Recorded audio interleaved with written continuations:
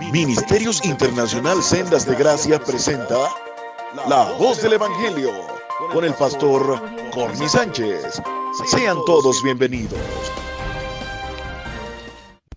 Hermanos y amigos, Dios les bendiga nuevamente. Damos gracias a Dios por el privilegio que nos da y la bendición de poder llegar hasta ustedes.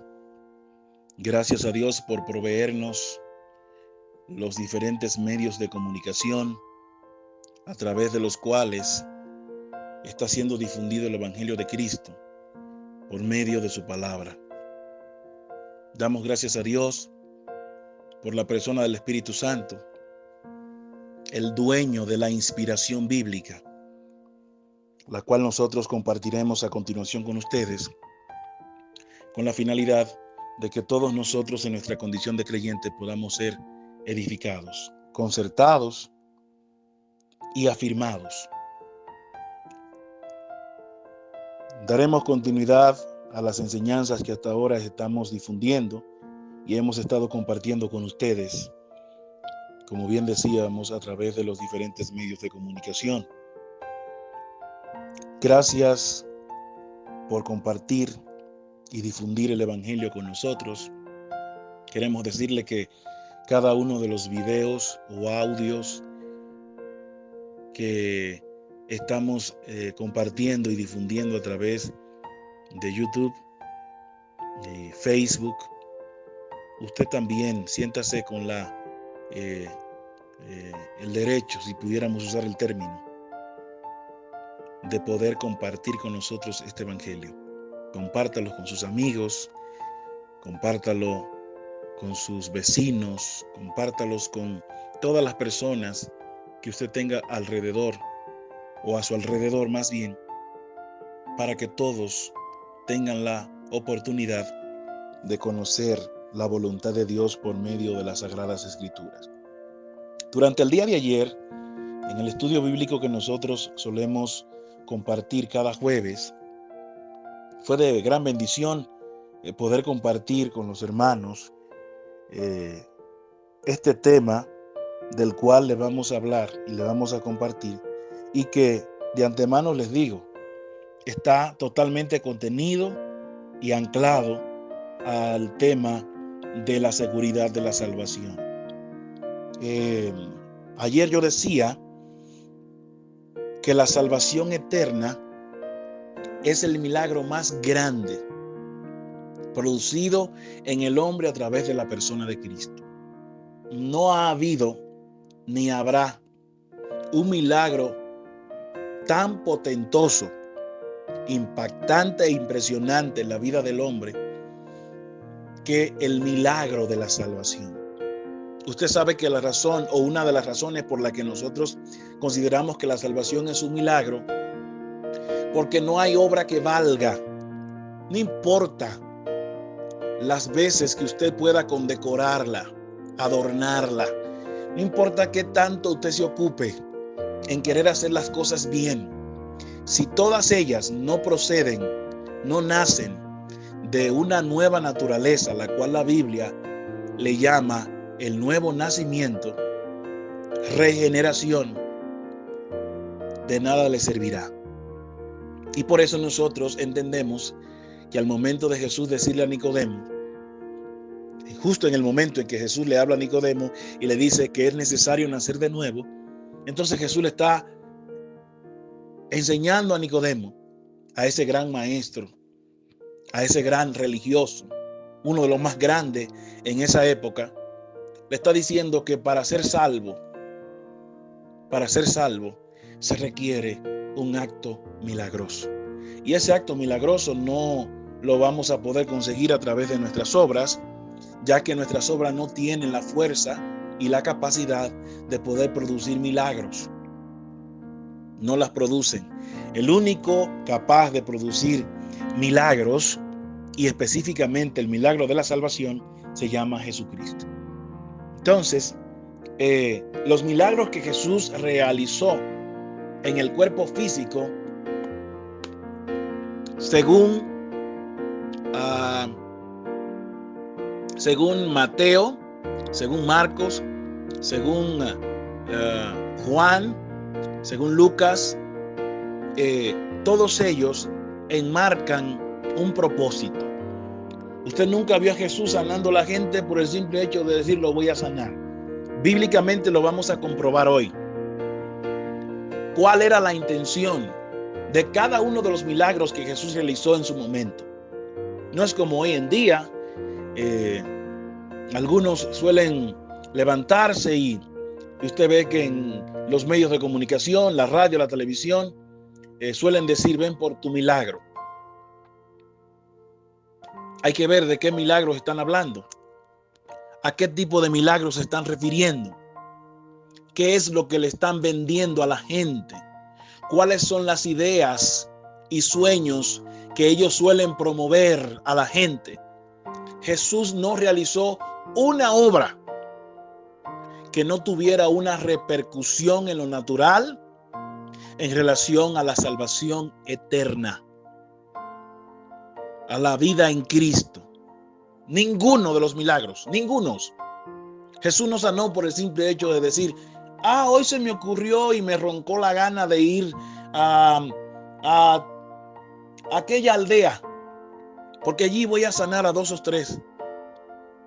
No, Jesús cada vez que sanó a alguien, bíblicamente está enmarcado dentro de la tipología, y cada una de esas tipologías representa el hecho de que Dios estaba más ocupado en salvar a la gente que sanar a la gente. Jesús no vino a sanar a la gente físicamente. Jesús siempre procuró hacer algo más. Él nunca sanó a la gente y le dijo, vete, fuiste sana. Vemos en la Biblia una frase que Jesús solía hacer al momento de sanar a alguien y era, tu fe te ha salvado. Entonces Jesús estaba más ocupado en salvar a la gente que propiciarle sanidad física. ¿Sanó a mucha gente? Claro que sí lo hizo. Pero vamos a ver hasta dónde llegó eso. Porque si yo le preguntara a usted, ¿la gente que Jesús sanó siguen vivas hoy día? Ayer me dijo una hermana de una respuesta muy sabia. Me dijo, sí. Y yo dije, ¿por qué están vivas? Y dice, porque la palabra de Dios dice que el que cree en mí, aunque esté muerto, vivirá. Entonces es una respuesta importante. ¿Por qué? Porque nos hace ver que la sanidad física es algo momentáneo. La sanidad física, esas sanidades que promueven muchos hombres, los cuales atribuyen a su propio ego, porque como se sobreentiende, son hombres de Dios, entre comillas, ellos son capaces de orar por los individuos y que las personas sean sanas. Ahora, ¿qué pasa con ellos a diferencia de Cristo? Que Cristo nunca sanó a alguien solamente para otorgarle la bendición de sanarlo físicamente, sin llevarlo a tener una sanidad capaz de proveerle salvación y vida eterna. Entonces, todos los milagros que Jesús hizo, cada uno de ellos fue una tipología para enseñarle tanto a sus discípulos y a las multitudes que le seguían que él tenía poder sobre la vida y la muerte. Jesús tenía poder sobre la vida y la muerte. Vemos el caso de Lázaro. Jesús llega y vemos a Lázaro que después de 3 días su hermana dice, ya hiede. Y vemos la actitud en cómo Jesús responde. Recuérdense que en una de las predicaciones que les hice y que compartí con ustedes, yo hablaba acerca de la condición de los que Dios de antemano escogió, seleccionó, llamó. Ellos no podían venir a Él por su propia cuenta. Si cada uno de los que Dios ha llamado para salvación eterna y vida eterna hubiera podido venir por su propia cuenta, entonces en vano fue la muerte y la resurrección de Cristo. Cristo Jesús es el único capaz de proveernos vida y proveernos salvación, proveernos sanidad, La Biblia dice que por las llagas de Cristo nosotros fuimos sanados. Pastor, entonces usted quiere decir que no vamos a orar por sanidad divina. Vamos a orar por sanidad divina. Claro, la Biblia nos relata que Dios es un Dios sanador. Y nosotros oramos conforme a esa promesa y a esa verdad. Si hay alguien enfermo alrededor mío, no es nada malo que yo pueda orar por esa persona. Bíblicamente dice la palabra de Dios en el libro de Santiago que si hay alguien enfermo, llamen a los ancianos de la iglesia, únjanlo con aceite. Y admito, aceite es tipología del Espíritu Santo. La gente siempre lo usa como amuleto. Si usted lo usa, está bien. Es una tipología, es un símbolo, es una representación de la persona del Espíritu Santo. Quiere decir que el Espíritu Santo es el que ahora, en el tiempo en que la iglesia está viviendo, es el que produce el poder para sanar. Entonces, ¿vamos a orar por los enfermos? Sí, vamos a orar por los enfermos. Pero recuerde que Dios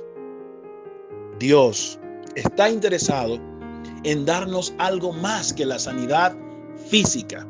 Decíamos que si Dios nos da la sanidad física, nos está regalando la bendición de poder reincorporarnos otra vez en nuestra condición natural. Nuestro cuerpo recobra fuerzas. Ya vamos a poder hacer actividades o realizar actividades que antes no podíamos realizar por la condición física en la que nos encontrábamos. Cuando una persona está enferma, está débil. Los médicos le proporcionan cierto tipo de medicamentos para que pueda robustecerse nuevamente, pueda levantarse, pueda recobrar fuerzas. Y entonces tiene que haber algo que ayude a que esa persona pueda responder a las necesidades del cuerpo físico. La gente enferma a veces no tiene deseo, no tiene ganas ni siquiera de bañarse, de ducharse, no tiene ganas de comer, pierde todos los ánimos. La persona se vuelve una persona totalmente inamovible.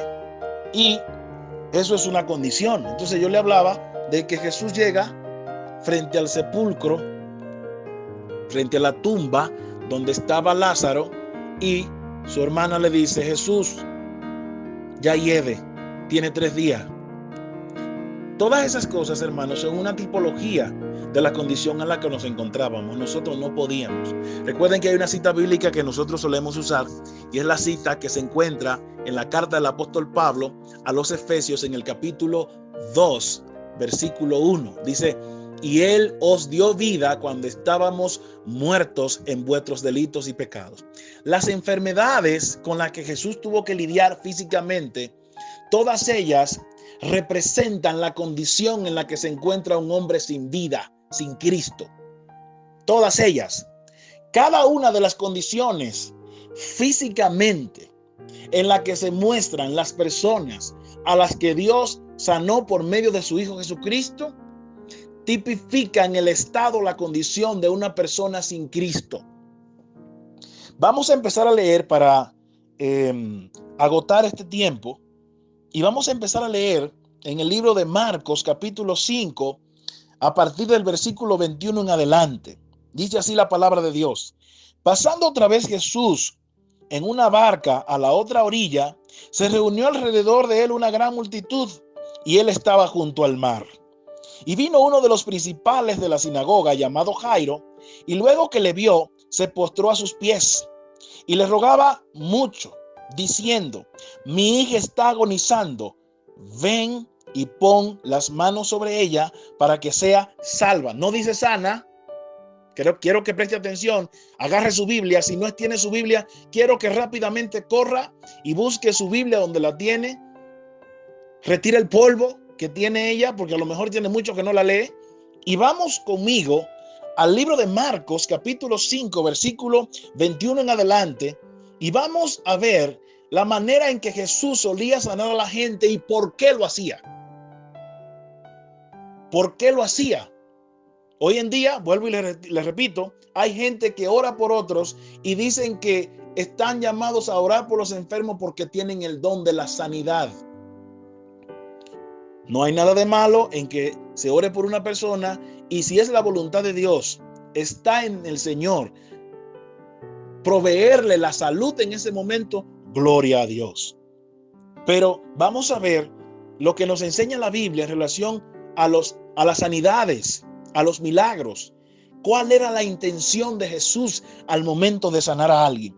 Y fíjese que en el versículo 22 del capítulo 5 de Marcos dice: y vino uno de los principales de la sinagoga llamado Jairo, y luego que le vio se postró a sus pies y le rogaba mucho diciendo: mi hija está agonizando, ven y pon las manos sobre ella para que sea salva. Él pidió más que sanidad, él pidió salvación.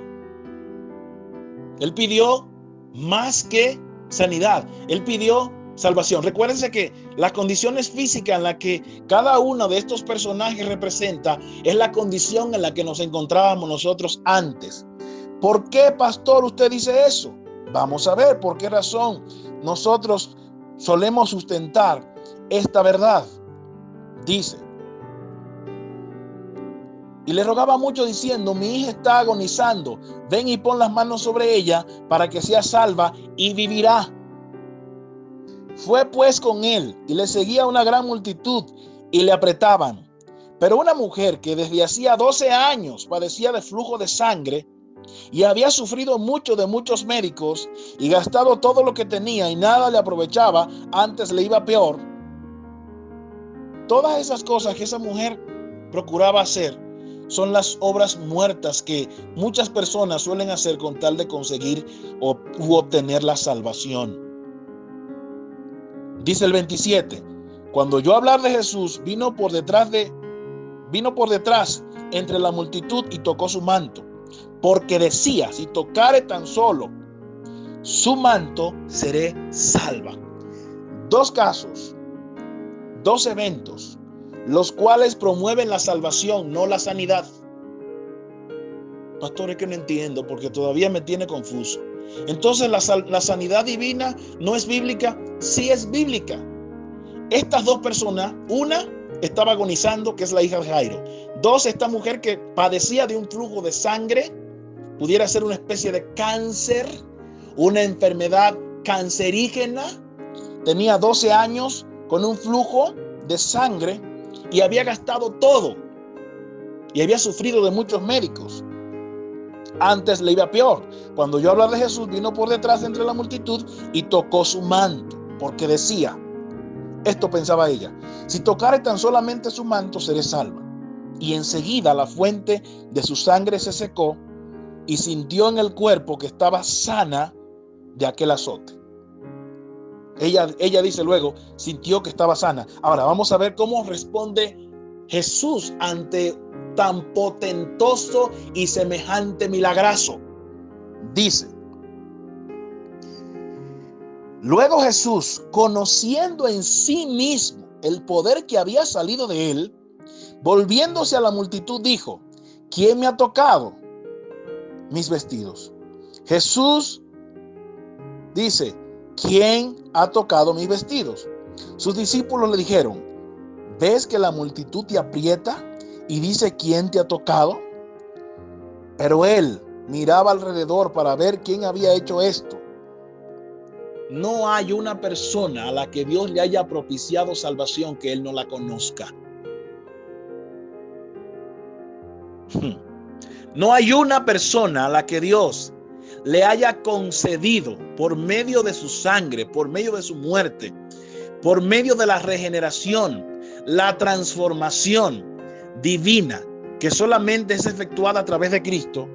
No ha existido ni existirá un individuo que Dios haya salvado que él no lo conozca. Entonces la mujer, temiendo y temblando, sabiendo lo que en ella había sido hecho, vino y se postró delante de él y le dijo toda la verdad. Y le dijo: hija, tu fe te ha hecho salva, ve en paz y queda sana de tu azote. Fíjese cómo va el orden. Dios primero la sana, la salva y luego le concede la bendición de ser sanada. Entonces, la salvación es un regalo, es una provisión que no solamente nos propicia el hecho de decir, hoy recibí la salvación de Cristo. La salvación trae consigo un sinnúmero de provisiones, liberación, sanidad. Cuando Dios nos salva, Él nos libera. Fíjense que la condición en la que ella se encontraba, la Biblia la narra como si fuera una especie de azote. Sé libre de aquel azote, la opresión, encorvada por aquel flujo de sangre que la mantenía subyugada durante 12 años. Dios no solamente te salva, Él también te sana y te libera. Entonces Dios sana y salva, libera, transforma, regenera, cambia, te hace una nueva persona. Cuando estamos en Cristo somos transformados y cambiados. No solamente somos salvos. Entonces, dice el versículo 33, entonces la mujer temiendo y temblando, sabiendo lo que había sido hecho, vino y se postró delante de él y le dijo toda la verdad. Y le dijo, hija, tu fe te ha salvado, ve en paz y queda sana de aquel azote. Mientras él aún hablaba, vinieron de casa del principal de la sinagoga diciendo, tu hija ha muerto, ¿para qué molestas más al maestro? Pero Jesús, luego que oyó lo que se decía, dijo al principal de la sinagoga, no temas, cree solamente. Y ese cree solamente no es algo que tampoco iba a surgir del principal de la sinagoga. Dios le estaba proveyendo la fe para esperar el milagro que él mismo iba a realizar en su hija. Entonces, el 37 dice, y no permitió que le siguiese nadie, sino Pedro, Jacobo y Juan, hermanos de Jacobo.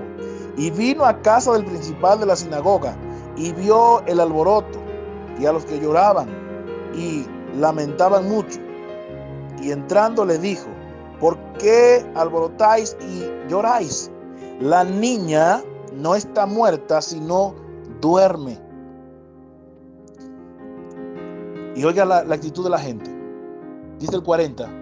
Y se burlaban de él, mas él, echando fuera a todos, tomó al padre y a la madre de la niña y a los que estaban con él, y entró donde estaba la niña, y tomando la niña le dijo, Talita cumi, que traducido es, niña, a ti te digo, levántate. Y luego la niña se levantó y andaba, pues tenía 12 años.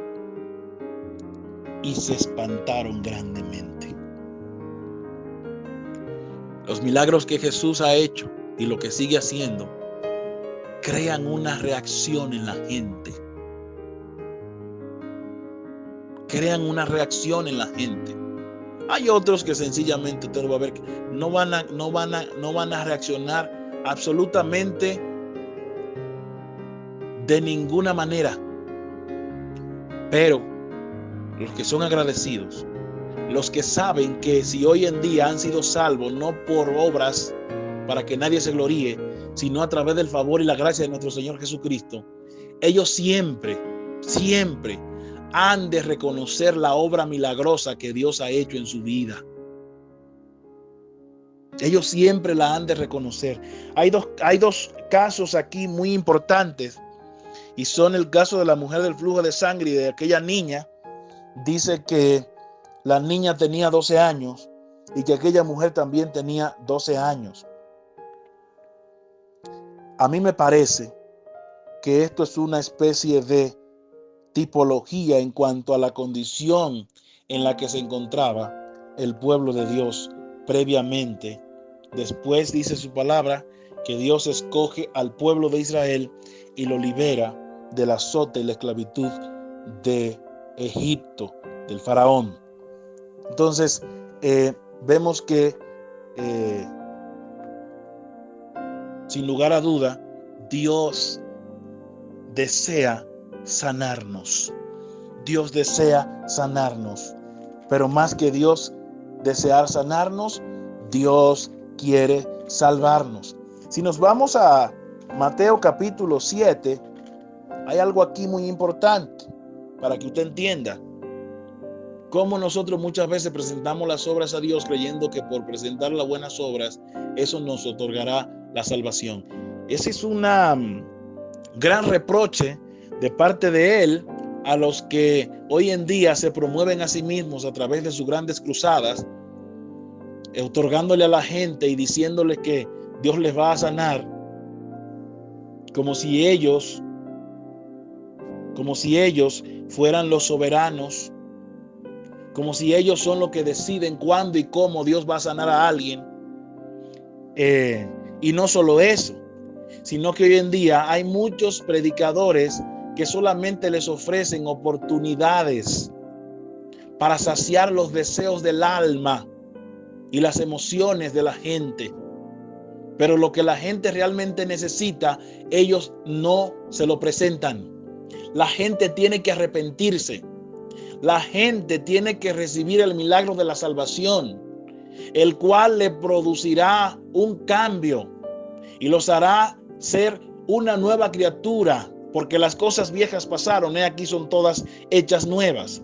Y entonces hoy en día queremos saciar a la gente de sus propias necesidades carnales, esas necesidades con la cual cada uno de ellos ha sido viciado. Entonces los predicadores hoy lo que quieren hacer es seguir promoviendo ese humanismo,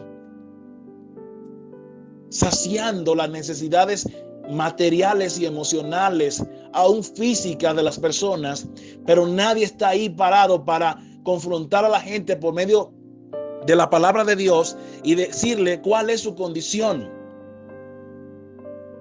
Que a pesar de que la gente viene enferma, la gente quiere ser sanada para seguir tras sus propios vómitos, como el puerco en su pocilga y en su lodo. Y no son capaces de decirle a la gente que la gente necesita arrepentirse, que la gente necesita cambiar su modo de vida, pero que no lo va a conseguir por medio de sus esfuerzos. No lo va a conseguir con visitar a la iglesia todos los días. No lo va a conseguir a través de los ritos que tantas religiones suelen hacer. Necesitan la intervención divina. Necesitan que Jesucristo, por medio de su sangre, limpie y lave sus pecados, que la gente pueda ser regenerada y cambiada, que la gente necesita que Cristo Jesús sea el único que le propicie no solamente la salvación, sino la regeneración por medio del Espíritu Santo, de manera tal que cada uno de ellos tenga la bendición y la experiencia de experimentar un nuevo nacimiento. Entonces, mire cómo le dice el versículo 15 del capítulo 7, guardaos de los falsos profetas que vienen a vosotros con vestidos de oveja, pero por dentro son lobos rapaces. Está hablando de gente que se vende como cristiana, pero no lo es. Dice el 16, por sus frutos los conoceréis. ¿Acaso se recogen uvas de los espinos o higos de los abrojos? Así todo buen árbol da buenos frutos, pero el árbol malo da malos frutos. Está claro, es un contraste en donde Dios expone al que realmente proviene de él y al que proviene de su propia mentira, de su propio pecado. Aquellos a los cuales Jesús le llamó hijos del diablo. Entonces el versículo 18 dice, no puede buen árbol dar malos frutos, ni el árbol malo dar frutos buenos.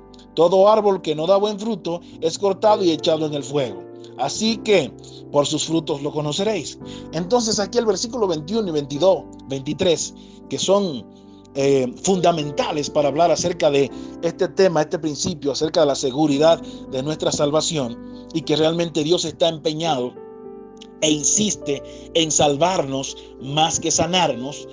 No quiere decir que Él no nos sane, en su momento lo hará si Él quiere y su voluntad así lo requiere.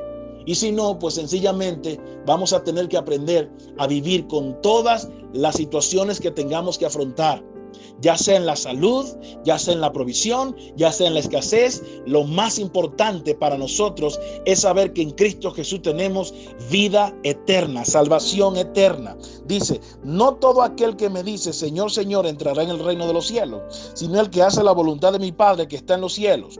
Dice, muchos me dirán en aquel día, Señor, no profetizamos. La palabra profetizamos aquí no es profetizar en el aspecto en que solían hacerlo los profetas del Antiguo Testamento. Aquí son predicadores. No profetizamos, no predicamos en tu nombre, y en tu nombre echamos fuera demonios, y en tu nombre hicimos muchos milagros. Fíjese cómo responde Jesús aquí. Porque muchos quieren impresionar a la gente a través de sus grandes cruzadas, cuando no son capaces ni siquiera de predicarle a su propia madre de que necesita ser nacida de nuevo, cambiada y transformada. Entonces le declararé: nunca os conocí, apartados de mí, hacedores de maldad. Cuando aquellos creían que por predicar el evangelio y hacer grandes milagros era algo suficiente con tal de que Dios le propiciara o le regalara, le otorgara la salvación eterna, Jesús le dice: ustedes son hacedores de maldad, apártense de mí. Gente que cada día busca satisfacer las necesidades emocionales y materiales de la gente como si esa fuera la prioridad. Jesús le dio de comer a la gente y vemos que cuando le dio de comer a más de 5,000, luego los confrontó porque todos ellos querían andar detrás de Jesús como si Jesús fuera el presidente esperado para saciar las necesidades físicas y materiales de la gente. Y Jesús los confrontó y finalmente le dijo: ustedes no son de Dios, ustedes son de vuestro padre el diablo, porque las obras del diablo quieren hacer. Entonces Jesús sanó, claro que sanó. Jesús hizo milagro, claro que hizo milagro, pero vaya detrás de cada uno de esos milagros para que usted vea cuál fue la intención original por la cual Jesús realizó tantos milagros, de los cuales hoy en día muchos predicadores suelen hablar. ¿Dios es capaz para sanar a una persona de cáncer? Claro que lo puede hacer. Pero ¿de qué me sirve que Dios me sane hoy de una enfermedad física cuando finalmente yo termino perdiéndome? Entonces, si Dios te quiere dar la provisión de ser sano y consecuentemente ser salvo, gloria al Señor. Si te da la provisión de ser salvo y hoy en día has tenido que lidiar con esa enfermedad y has luchado con esa enfermedad, si llegas a morir, vas a asumir la postura que Pablo asumió. Para mí el vivir es Cristo y el morir me es ganancia. Sea que vivamos o que muramos, del Señor somos. En la próxima seguiremos, hermanos. Dios le bendiga y gracias por estar al pendiente de cada una de estas enseñanzas. Esperamos que sea de bendición y de edificación a su vida. Será hasta la próxima. Dios le bendiga. Este programa fue producido por el Ministerio de Comunicaciones Sendas de Gracia y la contribución de los que nos hacen llegar su aporte a Ministerios Internacional Sendas de Gracia.